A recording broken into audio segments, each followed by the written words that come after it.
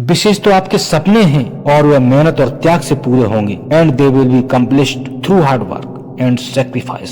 So a special thing is hard work and sacrifice. जो सफलता के लिए चाहिए और जो ये हिम्मत करे तारीफ उसकी है, शायद यही जिंदगी है, इसलिए कठिनाइयों से क्या घबराना। यह तो तय करती है कि सफलता का असली हकदार कौन है। Who is the rightful owner of success.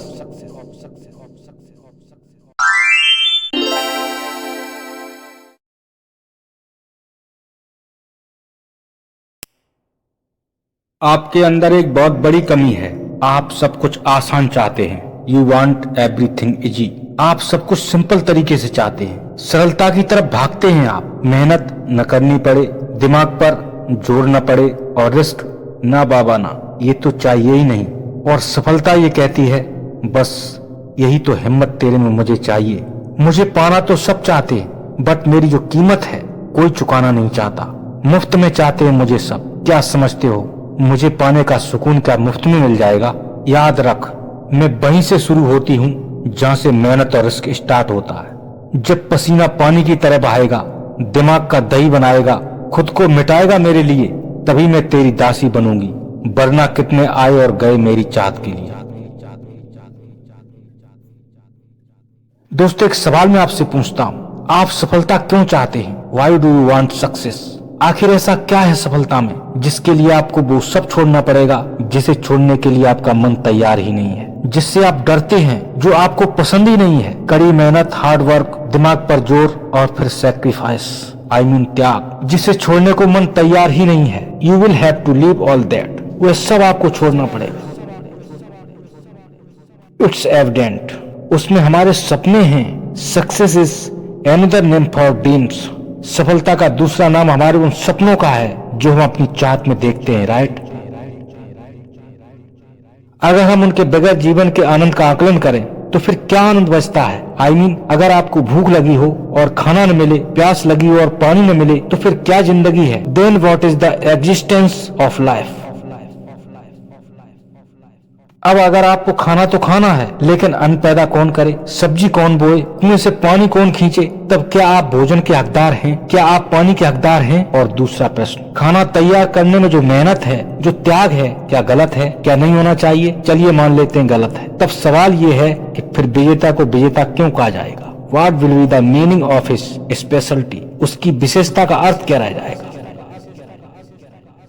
विशेष तो आपके सपने हैं और वह मेहनत और त्याग से पूरे होंगे and they will be accomplished through hard work and sacrifice. So a special thing is hard work and sacrifice. जो सफलता के लिए चाहिए और जो ये हिम्मत करे तारीफ उसकी है। शायद यही जिंदगी है, इसलिए कठिनाइयों से क्या घबराना। यह तो तय करती है कि सफलता का असली हकदार कौन है। Who is the rightful owner of success. मैंने जिंदगी से पूछा कि तू इतनी कठिन क्यों है? उसने हंसकर कहा, ये दुनिया आसान चीजों की कदर कहाँ करती है। सिर्फ सोचने से नहीं मिलते तमन्नाओं के शहर, चलने की एक जिद भी चाहिए मंजिल पाने के लिए। स्वाभाविक है कठिनाइयों से डर लगना, और ऐसा भी नहीं है कि यह सिर्फ तेरे अंदर है, यह सबके अंदर है। बट जो इस डर को चैलेंज करे वह तारीफ का पात्र है। जो ये हिम्मत बेलने में होती है, इसलिए सफलता बेलनों को ही मिलती है। सफलता तो सबको चुनती है बट उसका चैलेंज सब कहाँ पूरा करते हैं? Not everyone complete his challenge. इसलिए सफलता भी बेलनों को ही चुनती है। That's why success also chooses only the rare ones. और दोस्त देते हैं सफलता को कि वह सिर्फ किस्मत वालों को मिलती है। मेरे भाई, एक बार मेहनत और त्याग करके तो देखिए, जिस किस्मत को आप ईश्वर की देन समझते हो ना, दासी बनकर आपके सामने आ जाएगी कि तेरे जज्बे के सामने आज मुझे खुद को बदलना पड़ा। Today I too had to change myself in front of your passion. जिस संघर्ष से घबराकर आप दूर भाग रहे हो ना, शायद आपको पता नहीं वह आपकी ताकत है। Struggle is strength of your life. इस राज को जो समझ लेता है ना, वही विजेता बनता है। और हारने वाले किस्मत को दोष देते रहते हैं। हमारी किस्मत खराब है, हमारा समय खराब है, समय से पहले कुछ नहीं हो सकता, समय अच्छा आएगा तभी सब कुछ अपने आप अच्छा हो जाएगा, वगैरह वगैरह, राइट? मैं ये नहीं कहता किस्मत कुछ नहीं है, काम करोगे तो सफलता मिल ही जाएगी, बट सब कुछ समय और भाग्य पर छोड़ देना और ट्राई ही न करना कहाँ तक सही है? किसान अपने खेत में फसल बो दे और फसल में ओले पड़ जाएं, फसल नष्ट हो जाए और वे इतने से ही घबराकर फसल बोना ही छोड़ दे कि क्या फायदा, ओले पड़ जाएंगे, फसल नष्ट हो जाएगी, तो यह काम ही नहीं किया जाए। मेरे भाई, ओले पड़ सकते हैं, यह डाउट जरूर है, बट हर बार ओले पड़ ही जाएंगे यह भी तो जरूरी नहीं। क्या पता अब की बार ओले न पड़े। और दूसरा सत्य ये भी है, ओले पड़ सकते हैं यह मिनिमम है, जबकि नहीं पड़ेंगे ये मैक्सिमम है। तो फिर डर किस बात का। और दूसरा पॉइंट, कोशिश करेंगे तो आपके पास दो ऑप्शन है। असफल हो सकते हैं लेकिन 1% में ही सही, अब सफलता का भी ऑप्शन आपके पास है। Now you also have the option of success, but कोशिश ही न करें फिर तो सफलता का कोई ऑप्शन ही आपके पास नहीं है, फिर तो 100% असफल ही रहेंगे। इसलिए बेहतर यही है कि कोशिश करें, ट्राई इट, और बार बार करें, do it again and again.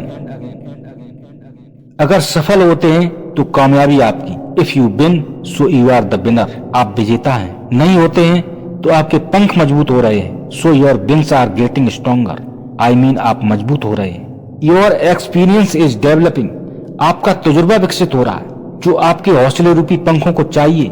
Are you getting stronger, that means दोनों तरफ से फायदा ही फायदा, you will benefit from both sides. एक टीचर बच्चों को क्लास में struggle is strength of life पर एक प्रैक्टिकल दिखा रहे थे। प्रैक्टिकल में बच्चों ने देखा कि एक लखारी का बच्चा कोकून से बाहर निकलने का जी तोड़ प्रयास कर रहा है, trying hard to get out of the cocoon. Teacher ने बच्चों से सवाल किया कि मैं जानना चाहता हूँ, I want to know in this situation what will be your reaction, आप क्या करना चाहेंगे। तो एक बच्चे ने कोकून तोड़कर बच्चे को कोकून से बाहर निकाल दिया। टीचर ने सवाल किया, आपने इसे बाहर क्यों निकाला। तो बच्चे ने कहा, सर मैंने इसे बाहर निकलने में इसकी मदद की है, आई हेल्प्ड हिम आउट। तो टीचर ने कहा, तुम्हें लग रहा है कि तुमने इसकी मदद की है, बट इन ट्रू सेंस तुमने उसकी मदद नहीं की बल्कि तुमने उसकी जान ले ली। Because this was his struggle, there was no minor conflict, rather it was planned. और यह योजना अनुसार प्रकृति की तरफ से उसे दिया गया था। It was given to him by nature as per the plan, so that his wings can became strong. इसमें उसके पंख मजबूत होने थे, बट तुमने उसकी मदद करके उसका संघर्ष छीन लिया। His struggle taken away, so now it will die, और अब यह मर जाएगा। और बच्चों ने देखा सचमुच थोड़ी देर बाद वह लखारी का बच्चा मर गया। सो रिमेम्बर दिस, आप तभी तक जिंदा हैं जब तक आपका संघर्ष आपके पास है। Therefore struggle is not my weakness, rather this is our strength. Struggle is my life, ये हमारी निगेटिव ताकत नहीं है बल्कि यह तो हमारी पॉजिटिव ताकत है। Struggle is our positive strength. इसलिए हमें चाहिए कि हम इसे प्यार करें, वी मस्ट लव इट। इसलिए आपसे निवेदन कर रहा हूँ, संघर्ष से घबराएं नहीं बल्कि प्यार करिए इसे। ये आपको अंदर बाहर दोनों तरफ से मजबूत बनाता है। आपकी सबसे बड़ी गलती है कि आप सफल लोगों को देखते हो और आप उनमें से एक को चुन लेते हो और फिर उसी के जैसा बनने की कोशिश करते हो, और इसका परिणाम ये होता है कि तुम उस जैसे बनने के चक्कर में खुद को भी खो बैठते हो। You loss yourself too, उस जैसे बन नहीं पाते हो और खुद को भी खो देते हो। याद रखो, तुम वो नहीं हो जिसे औरों के जैसा बनना है, बल्कि तुम वो हो जिसके जैसा बनने की और सोचें। You are not the one who has to be like others. Rather, you are the one whom others want to be like. याद रखिए, तुम किसी की नकल नहीं हो। You too are a real you. तुम भी अपने आप में एक असल हो जो सिर्फ तुम हो, which is just you.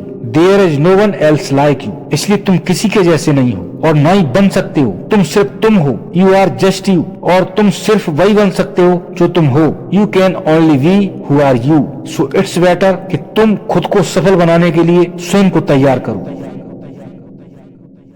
किसी ने क्या खूब कहा है, ईश्वर ने सबको हीरा बनाया है मगर हम उसे दूसरे के जैसा बनने में नष्ट कर देते हैं। जीवन में सबसे पहले अगर पढ़ना है तो पहले खुद को पढ़ो। जिंदगी में अगर कुछ जानना है तो पहले स्वयं को जानो कि मैं क्या हूं, व्हाट आई एम। एक प्रतिभा तेरे अंदर भी है जो तुम्हें समझना है। विचार करो कि कौन सी प्रतिभा है जो तुम्हारे अंदर है और वो सिर्फ तेरे ही अंदर है, which is not inside anyone, जो किसी के भी अंदर नहीं है। उस पर ही आपको कार्य करना है और स्वयं को इस मंजिल पर सफल बनाकर खुद का वजूद बनाना है।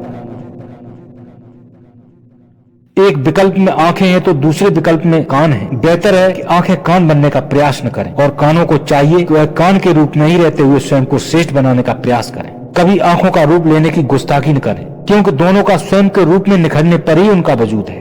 और वजूद न तो कम है और न ही किसी और रूप में है और न ही दूसरे रूप में बना सकते हैं। ये दोनों अपने अपने रूप में ही सही है, तो अपने ही रूप में रहकर खुद को श्रेष्ठ बना भी सकते हैं। तो जरूरत भी बराबर है। तलवार आकार में बड़ी जरूर है, लेकिन सुई का महत्व अपनी जगह न तो कम है और न ही कुछ और बन सकती है और न ही उसका और कुछ बनना किसी भी तरह से सही है, क्योंकि उसका कार्य वही करेगी और कोई नहीं कर सकता। इसलिए अच्छा यही है कि वह तलवार बनने की न सोचे। इसी तरह आप केवल आप हैं, न तो कोई और हैं और न ही और जैसे हैं और न ही और जैसे आप बन सकते हैं। इसलिए खुद को विकसित करें। सो डेवलप योरसेल्फ। किसी और के जैसा बनने में व्यर्थ समय बर्बाद न करें। आप भी एक स्टार हैं। जरूरत ये जानने की है कि किस कैटेगरी के स्टार हैं आप, वह आपको पढ़नी पड़ेगी। You will have to read that. अगर उस कैटेगरी का समाज में महत्व नहीं है तो आपको अपना महत्व सुरक्षित करना होगा। You have to protect your importance. याद रखिए, अगर आप सुई हैं तो आपका कार्य आप ही कर सकते हैं। तलवार केवल अपने काम में ही श्रेष्ठ है। ऐसे में तलवार ये कहे कि मैं ही सब कुछ हूँ तो यह उसकी मूर्खता है। इसलिए अगर आपके अंदर गाने की कला नहीं है तो बेहतर है गायक बनने में व्यस्त समय बर्बाद न करें। Develop your talent and secure it's value. आपको अपनी प्रतिभा पर कार्य करना है और उसे ही महत्वपूर्ण बनाना है। ऐसे में अगर गायक ये कहें कि मैं ही श्रेष्ठ हूँ, मेरी श्रेष्ठता औरों से ज्यादा है, तो मूर्ख हैं वो। और अगर आप भी यहाँ सहमत होते हैं और उन्हें अपने से ज्यादा श्रेष्ठ मानकर उनके जैसा बनने की कोशिश करते हैं, तो आप भी मूर्ख ही हैं। इसलिए याद रखिए, आप जो भी हैं, जैसे हैं, जहाँ हैं, आप भी अपनी जगह पर महत्वपूर्ण हैं। You are also importance at your place. और न ही आपका महत्व किसी से एक पॉइंट भी कम है और न ही कुछ और आप बन सकते हैं। आप अपनी ही प्रतिभा को निखार सकते हैं जो ईश्वर ने आपको दी है, विच गॉड हैज गिवन। कोई भी दूसरी प्रतिभा जो आपको ईश्वर ने नहीं दी है, आप अपने अंदर पैदा नहीं कर सकते। और अगर ये करते हैं तो व्यर्थ में समय बर्बाद करना होगा।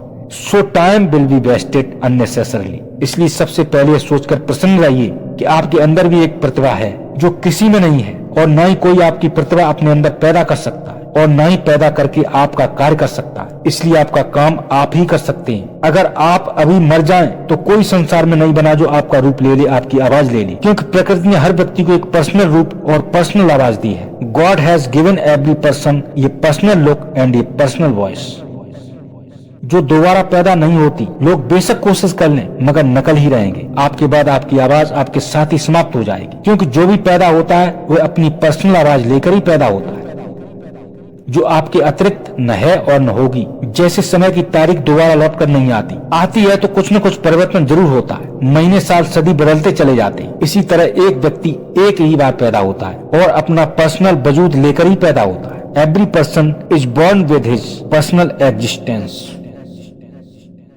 जिसका महत्व कहीं किसी से कम नहीं है। बस यही सुखी रहने का राज है। This is the only secret of being happy. दर्द, डर, गम ये सब तेरे अंदर है। अपने बनाए पिंजरे से बाहर निकल कर देख, तुम भी एक सिकंदर है।